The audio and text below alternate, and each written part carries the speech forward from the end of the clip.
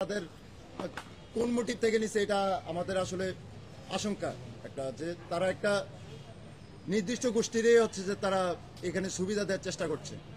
এখানে আমি একটু যুক্ত করতে চাই, আমাদের এখানে যেটা বলা হয়েছে, আমাদের আপনারা জানেন যে গত সপ্তাহে হচ্ছে যে প্রার্থীদেরকে নিয়ে আচরণবিধি সংক্রান্ত একটা মিটিং করা হয়েছিল, সেটা নিয়েও আমরা একটা প্রেস কনফারেন্স করেছিলাম।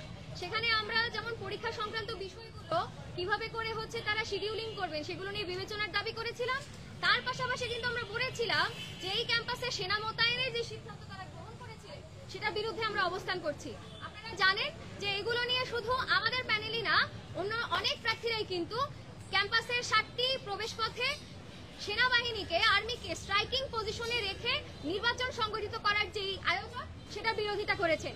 কিন্তু আমরা দেখলাম এই প্রশাসন ক্যাম্পাসে এই ধরনের যে দাবি, যেগুলো প্রার্থীরা যুক্তিযুক্ত জায়গা থেকে বিরোধিতা করছেন, যুক্তি নিয়ে আসছেন, সেগুলোতে তারা কর্ণপাত করছেন না।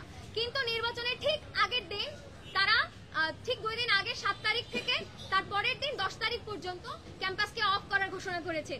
এখানে খুবই স্পষ্টভাবে যেটা বলা যায় যে এটার মধ্য দিয়ে যেই সকল প্রার্থীরা মনে করেন, যেই সকল ভোটাররা মনে করেন যে না তাদের এই ছুটিতে বাড়ি যাওয়া দরকার, তারা বাড়ি চলে যাবেন, এবং তারা এটা মনে করছেন কিনা আমরা সেটা একটু বুঝতে চাই যে শুধু যদি একটা বড় সংখ্যক শিক্ষার্থী বাড়ি চলে যান তাহলে কি তারা ফাঁকা ক্যাম্পাসে নির্বাচনের আয়োজন করবেন? আমরা এটা বুঝতে চাই। আমরা এই সময় এসে যখন আমাদের পরীক্ষাটাকে শিডিউলিং করার বিষয়টা বিবেচনা করার দরকার ছিল, তখন কিন্তু তারা কোনো স্টেপ নেন নাই।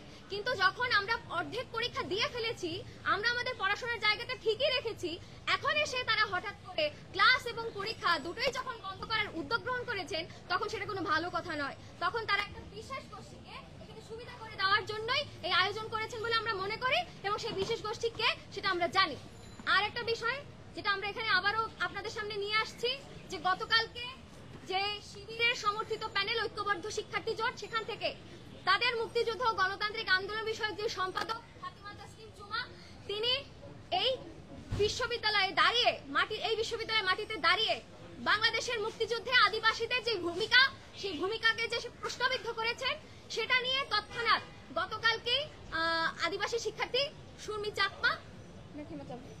চাকমা তিনি একটি প্রেস কনফারেন্স করেছিলেন। আমরা তাকে সমর্থন করছি, এবং একই সাথে এই যে সে যে দাবি করেছে যে ফাতিমা তাসলিম জুমার যে বক্তব্য সেটা তাকে প্রত্যাহার করতে হবে, সেটার জন্য তাকে ক্ষমা চাইতে হবে, সেটার দাবি আমরা করছি, সেটা আমরা এখান থেকে আমরাও করছি। এবং একই সাথে সাথে প্রত্যেকটা বার আপনারা দেখবেন এই শিবির সমর্থিত প্যানেল থেকে জয়নুদ্দিন সরকার তন্ময়, যিনি বীরশ্রেষ্ঠ মতিউর রহমানকে হাইজ্যাকার হিসেবে ট্যাগিং করে মুক্তিযোদ্ধা সম্পর্কে কটূক্তি করেছেন, তাকে এই প্যানেল থেকে হচ্ছে একটা পর্যায়ে বের করে দেওয়া হয়েছে। কিন্তু তার প্রার্থীতা কিন্তু বাতিল হয় নাই, চূড়ান্ত প্রার্থী তালিকায় কিন্তু তার নাম ঠিকই আছে। ফলে এই যে রাজাকারদের উত্তরসূরি যে চিন্তাধারা, তাদের যে প্রার্থীরা এখানে নির্বাচন করার স্পেস পাচ্ছেন, প্রশাসন যে স্পেস তাদের থেকে তৈরি করছেন, আমরা সেটা নিন্দা জানাই। সেটা নিন্দা জানায়া আমরা আজকে এখানে সংবাদ সম্মেলন কল করেছিলাম। আপনারা এসেছেন, যদি আপনাদের আর কোনো প্রশ্ন থাকে আপনারা করতে পারেন, না হলে আমরা শেষ করছি।